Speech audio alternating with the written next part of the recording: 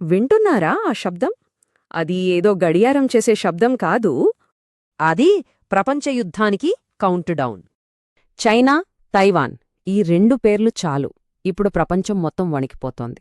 ఎందుకంటే అక్కడ జరిగే ఒక చిన్న దాడి లేదా ఒక చిన్న పొరపాటు మొత్తం ప్రపంచాన్ని భయంకరమైన యుద్ధంలోకి నెట్టేగలదు. ఇప్పుడు అందరి మదిలోనూ ఉన్న ప్రశ్న ఒక్కటే, ఈ కౌంట్డౌన్ నిజంగా మొదలైందా? అసలు ఈ ఉద్రిక్తత ఎక్కడ మొదలైంది? దీని మూలాలు ఎక్కడున్నాయో అర్థం చేసుకోవాలంటే మనం కాస్త చరిత్రలోకి వెళ్ళాలి. కథ 1949లో మొదలవుతుంది. అప్పుడు చైనాలో అంతర్యుద్ధం ముగిసింది. మావో జెడాంగ్ నాయకత్వంలో కమ్యూనిస్ట్ పార్టీ మెయిన్లాండ్ చైనాను తమ ఆధీనంలోకి తీసుకుంది. మరి ఆ యుద్ధంలో ఓడిపోయిన నేషనలిస్టులేం చేశారు?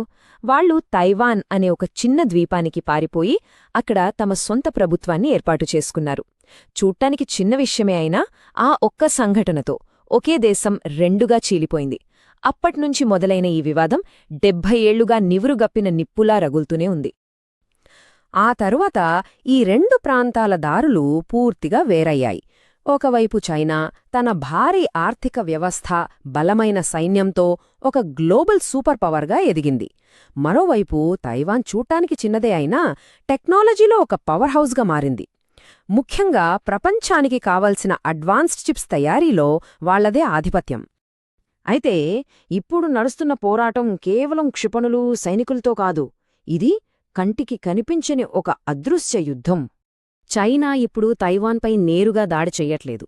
దానికి బదులుగా ఒక ఇన్విజిబుల్ వార్ నడుపుతోంది. అంటే ఏంటి?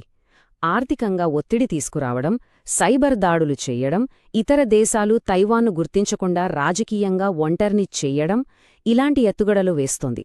ఇది నెమ్మదిగా సాగే పోరాటమే, కాని దీని ప్రభావం చాలా చాలా తీవ్రంగా ఉంటుంది. ఈ మొత్తం కథలో అమెరికాది చాలా కీలకమైన పాత్ర. ఆయుధాలు, ట్రైనింగ్, రాజకీయ మద్దతు ఇలా అన్ని రకాలుగా తైవాన్కు పరోక్షంగా సపోర్టిస్తోంది. మరిది చైనాకు అస్సలు నచ్చట్లేదు, తీవ్రమైన ఆగ్రహాన్ని కలిగిస్తోంది. ఇంత టెన్షన్గా ఉన్న పరిస్థితిలో ఒకే ఒక్క చిన్న పొరపాటు ఎంత పెద్ద విస్ఫోటనానికి దారితీస్తోందో ఇప్పుడు చూద్దాం. ఒక్కసారి ఊహించండి, 2 దేశాల నౌకలు అనుకోకుండా ఢీకొనడం లేదా పొరపాటున ఒక క్షిపణి ప్రయోగించడం. ఇలాంటి ఒక చిన్న సంఘటన చాలు, దానికి వెంటనే మరోవైపునుంచి తీవ్రమైన ప్రతిస్పందన వస్తుంది. ఆ తర్వాత ప్రతీకారం, దాని తర్వాత తీవ్రత ఇంకా పెరుగుతుంది.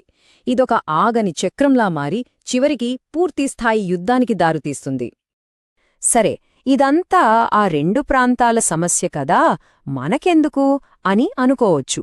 కాని అక్కడ ఏదైనా జరిగితే అది ప్రపంచ సంక్షోభానికి దారితీస్తుంది.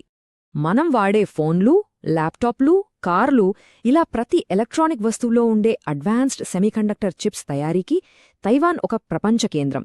సింపుల్గా చెప్పాలంటే ప్రపంచంలోని 90% పైగా అత్యంత అధునాతన చిప్స్ అక్కడే తయారవుతున్నాయి. ఒకవేళ యుద్ధం వచ్చి ఈ ఉత్పత్తి ఆగిపోతే ఏమవుతుంది? దాని పరిణామాలు ఊహించడానికే భయంకరంగా ఉంటాయి. ప్రపంచవ్యాప్తంగా ఎలక్ట్రానిక్స్ తయారీ ఆగిపోతుంది, సప్లై చైన్స్ తెగిపోతాయి, వస్తువుల ధరలు ఆకాశాన్నంటాయి, చివరికి ప్రపంచ ఆర్థిక వ్యవస్థే కుప్పకూలిపోయే ప్రమాదముంది. ఇప్పుడు అన్నింటికన్నా భయంకరమైన వర్స్ట్ కేస్ సినారియో గురించి ఆలోచిద్దాం. ఒకవేళ చైనా తైవాన్పై దాడి చేసి అమెరికా జోక్యం చేసుకుంటే ఆ తర్వాత ఏం జరుగుతుంది? ఇదేదో సినిమా కథ కాదు, ఇది వాస్తవంగా జరిగే ప్రమాదం. ఆ ఘర్షణ కాస్త ఒక కూటమి యుద్ధంగా మారుతుంది, ఇంకా మరిన్ని దేశాలను అందులోకి లాగుతుంది, చివరికి ఒక కొత్త ప్రపంచ యుద్ధానికి దారితీస్తుంది. ఉద్రిక్తత ఇప్పటికే గాలిలో వ్యాపించి ఉంది. ఒక చిన్న నిప్పురవ్వ చాలు అది పెద్ద విస్ఫోటనంగా మారడానికి. అందుకే ప్రపంచం మొత్తం ఊపిరి బిగబట్టి చూస్తోంది ఏం జరగబోతోందని. గుర్తుంచుకోండి, యుద్ధాలు అనేవి ఒక్కరోజులో మొదలవ్వవు. అవి కాలక్రమేణా నెమ్మదిగా నిర్మించబడతాయి. ఇప్పుడు మన కళ్ల ముందే అలాంటి యుద్ధం నిర్మించబడటాన్ని చూస్తున్నామా, లేక అంతా చేజారిపోయి చాలా ఆలస్యమయ్యాక గాని మనం దాన్ని గ్రహించలేమా? ఇలాంటి మరిన్ని లోతైన విశ్లేషణల కోసం సబ్స్క్రైబ్ చేసుకోండి. దీనిపై మీ అభిప్రాయమేంటో కామెంట్స్లో తప్పకుండా చెప్పండి.